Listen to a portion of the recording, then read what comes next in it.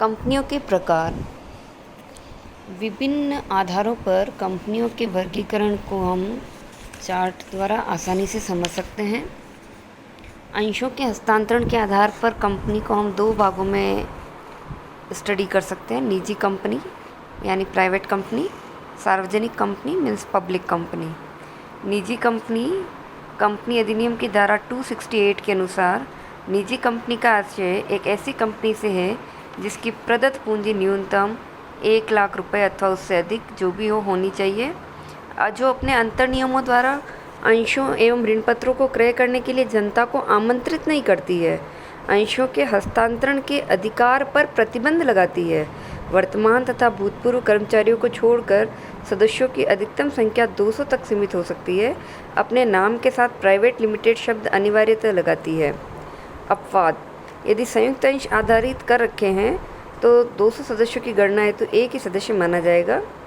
जिन्होंने सेवा में रहते हुए कंपनी के अंश प्राप्त किए उन्हें 200 सदस्यों की गिनती में शामिल नहीं किया जाएगा। भूतपूर्व कर्मचारियों जिन्होंने अंश निरंतर धारण कर रखे हैं उन्हें भी 200 सदस्यों की गिनती में शामिल नहीं किया जाएगा। इस तरीके से निजी कंपनी पब्लिक के लिए ओपन नहीं होती है। सार्वजनिक company means public company. Company अधिनियम की धारा 271 के अनुसार सार्वजनिक कंपनी से आशय ऐसी कंपनी से है जो निजी कंपनी नहीं है तथा जिसकी प्रदत्त अंश पूंजी न्यूनतम 5 लाख अथवा अधिक हो निर्धारित की जाए होनी चाहिए। अधिनियम की उपयुक्त परिभाषा से इसका अर्थ हम स्पष्ट नहीं कर पा रहे हैं। केवल यह स्पष्ट होता है कि निजी कंपनी वाले प्रतिबंध लागू नहीं है, वह सार्वजनिक कंपनी कहलाती है। सार्वजनिक कंपनी से आशय उस कंपनी से लिया जाता है जो अंशों एवं ऋण पत्रों को क्रय करने हेतु जनता को आमंत्रित कर सकती है, जिसके अंशों के हस्तांतरण पर प्रतिबंध नहीं होता है, अपने सदस्यों की न्यूनतम संख्या 7 व अधिकतम सीमा कोई नहीं होती है, अपने नाम के साथ लिमिटेड शब्द लगाती है।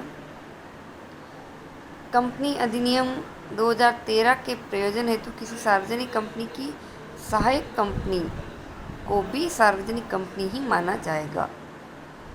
इसका अर्थ ये हुआ कि सार्वजनिक कंपनी निजी कंपनी से बिल्कुल विपरीत है। यह पब्लिक के लिए अंश और ऋण पत्रों को क्रय करने हेतु इनवाइट कर सकती है।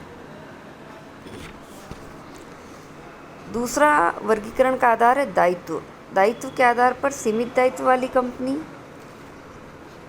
यह 2 तरीके की होती है: अंशों द्वारा सीमित कंपनी, गारंटी द्वारा सीमित कंपनी।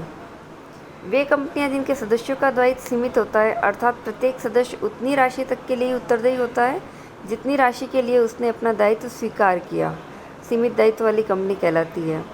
ऐसी कंपनियों की पूंजी अंशों में विभक्त रहती है, प्रत्येक अंश का निश्चित मूल्य होता है तथा कंपनी के प्रत्येक सदस्य का दायित्व उसके द्वारा क्रय किए गए अंशों के लिए न चुकाई गई राशि तक ही सीमित होता है, अर्थात ऐसी कंपनी के सदस्यों का दायित्व उनके द्वारा धारित अंशों के अंकित मूल्य तक सीमित होता है। इन कंपनियों को अपने नाम के साथ लिमिटेड शब्द लगाना अनिवार्य है। गारंटी द्वारा सीमित कंपनी गैर व्यापारिक उद्देश्यों के लिए स्थापित कंपनियां जिनका उद्देश्य लाभ कमाना नहीं होता तथा जिनकी पूंजी अंशों में विभक्त नहीं होती है, किंतु कंपनी का प्रत्येक सदस्य इस आशय की गारंटी देता है कि समापन की दशा में एक निश्चित राशि चुकाने के लिए दायी होगा, गारंटी द्वारा सीमित कंपनी कहलाती है। समापन से पहले ऐसी कंपनियां सदस्यों से कुछ नहीं मांग सकती तथा समापन की दशा में भी गारंटी की सीमा तक की राशि मांग सकती है। असीमित दायित्व वाली कंपनी व्यवहार और व्यापारिक दृष्टिकोण से असीमित दायित्व वाली कंपनी की कोई उपयोगिता नहीं है। ये वे कंपनियां होती हैं जिनमें सदस्यों का दायित्व असीमित होता है। वर्तमान में ऐसी कंपनियां कम पाई जाती हैं। तीसरा वर्गीकरण का आधार हमारे पास है समामेलन के आधार पर, जिसमें 3 प्रकार से हम चेक कर सकते हैं: चार्टर्ड कंपनी, वैधानिक स्टेचरी कंपनी, रजिस्टर्ड या पंजीकृत कंपनी। चार्टर्ड कंपनी का अर्थ कंपनियों के समामेलन का यह अत्यंत प्राचीन रूप है जिनका निर्माण विशेष आवश्यकता पड़ने पर राज्य आज्ञापत्र द्वारा किया जाता है।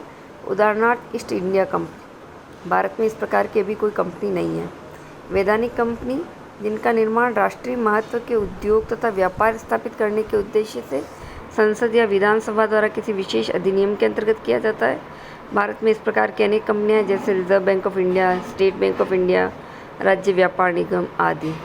रजिस्टर्ड या पंजीकृत कंपनी वे कंपनियां जिनका समामेलन या पंजीयन मूलतः कंपनी अधिनियम 1956 के अंतर्गत हुआ है, भारत में रजिस्टर्ड या पंजीकृत कंपनियां कहलाती है।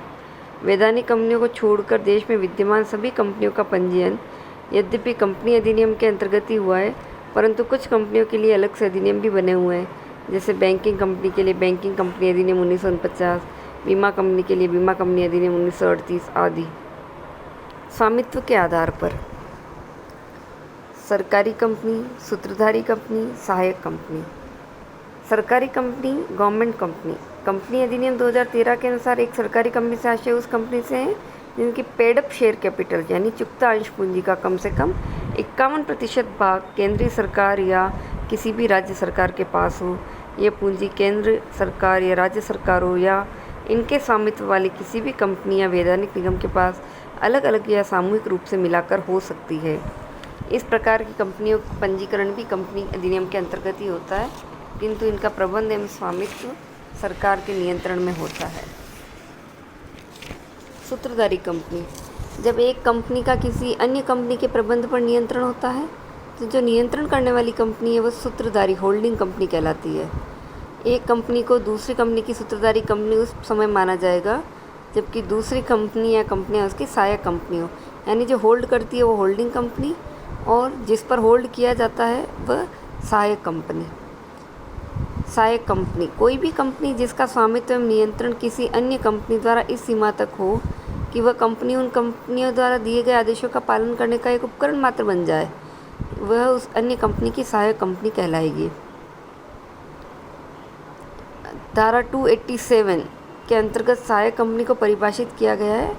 यदि एक कंपनी किसी अन्य कंपनी की सहायक कंपनी मानी जाएगी यदि वह अन्य कंपनी उस कंपनी के संचालक मंडल के गठन को नियंत्रित करती है, आधे से अधिक मताधिकार वोटिंग राइट्स को नियंत्रित करती है, आधे से अधिक इक्विटी अंश पूंजी के भाग को धारण करती है, वह अन्य कंपनी उस अन्य कंपनी की सूत्रधारी कंपनी की सहायक कंपनी है। राष्ट्रीयता के आधार पर भारतीय कंपनी, विदेशी कंपनी। वे सभी कंपनियां जिनका निर्माण भारत में हुआ है भारत या देशी कंपनियां कहलाती हैं। उनका नियमन या नियंत्रण किसी अन्य अधिनियम के अंतर्गत होता हो या कंपनी अधिनियम 13 और पूर्व के अधिनियम लागू होते हों। बीमा कंपनी, बैंकिंग कंपनी, बिजली सप्लाई कंपनी, विनियोग कंपनी आदि। विदेशी कंपनी वे कंपनियां जिनका पंजीयन भारत के बाहर हुआ हो परंतु वे अपना व्यापार भारत में करती हो, वह विदेशी कंपनी कही जाती है। वे अपने प्रत्येक विवरण में व्यापारिक पत्रों, विनिमय पत्रों तथा विज्ञापनों पर उस देश का नाम स्पष्टतया अंग्रेजी में लिखे जिस देश में कंपनी समावेशित हुई है। भारत में प्रत्येक कार्यालय में व्यापार करने के स्थान पर कंपनी का कार्य तथा उस देश का नाम स्पष्टतः लिखे जहाँ पर कि कंपनी का सम्मेलन हुआ है तथा सभी सदस्यों का दायित्व सीमित हो, इसका भी वह कंपनी स्पष्ट उल्लेख करे। ये हुए कंपनियों के प्रकार।